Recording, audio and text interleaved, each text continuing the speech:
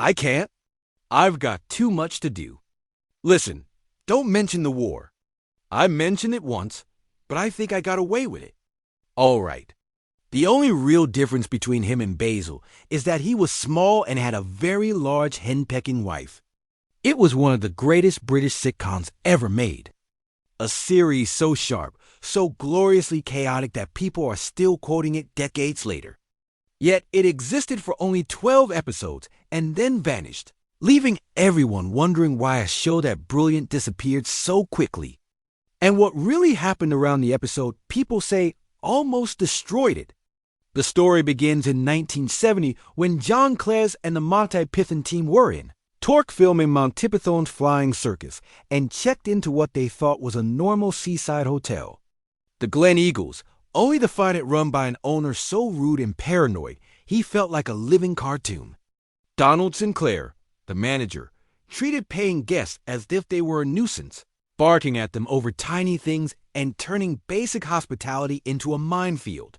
Eric Idle once left his briefcase in the lobby, and instead of treating it like lost property, Sinclair marched it outside and hurled it over a wall because he convinced himself it was a bomb, while Terry Gilliam had his knife and fork corrected, mid-meal, as if bad cutlery etiquette were a criminal offense.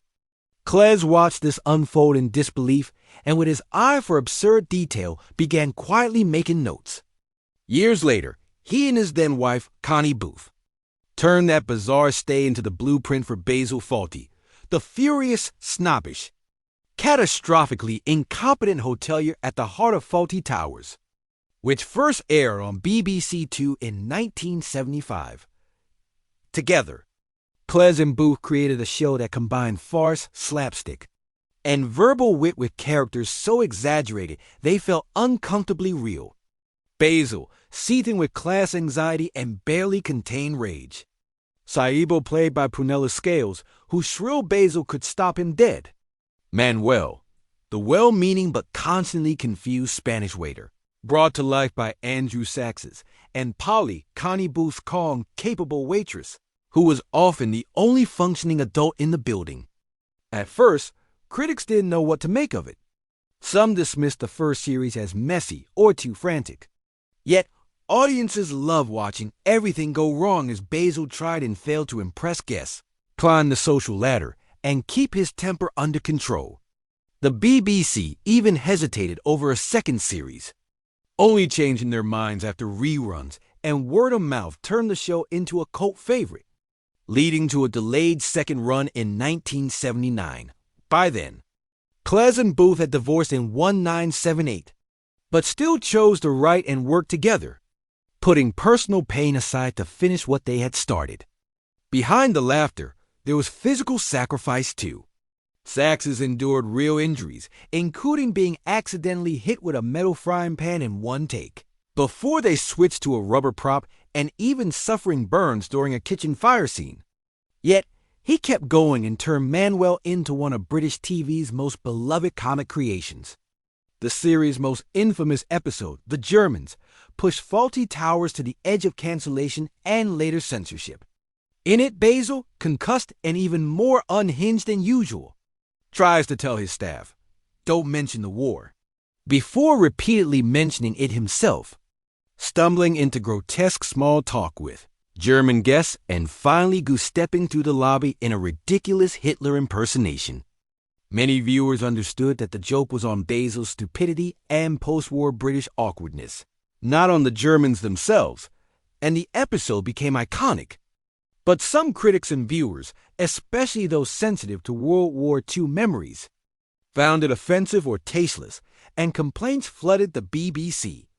Decades later, as attitudes around comedy and stereotypes shifted, that same episode was temporarily pulled or edited by some broadcasters and streaming services with certain lines removed, sparking a new wave of debate about whether classic comedy should be altered. Manuel's character also came under latest scrutiny, with arguments over whether he was a harmless, affectionate portrayal of a confused foreign worker or a stereotype that hadn't aged well. Even though Cleese always insisted the target of the satire was Basil's arrogance and ignorance, not Manuel or the Germans. Away from the controversies, the cast led rich, complicated lives. John Cleese went on to co-create and star in the hit film A Fish Called Wanda in 1988. Lend his voice to characters like King Harold in Shrek 2 and Kay in The Jungle Book in 1994. And remain a sharp, outspoken figure in debates about comedy and so-called cancel culture. In 2023, he surprised fans by announcing a planned revival of Fawlty Towers, due in 2024, co-starring his real-life daughter, Camila Cleese, and imagining Basil in the modern world, a prospect that excites some and deeply worries others who see the original as untouchable. Connie Booth walked away from show business almost entirely, retrained as a psychotherapist, and chose a quiet, private life, rarely giving interviews and politely distancing herself from the Fawlty Towers spotlight.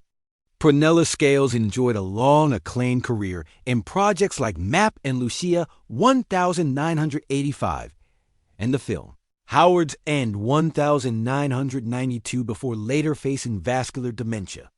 Her husband, Timothy West, has spoken movingly about how even as her memory fades, her wit and warmth still shine through.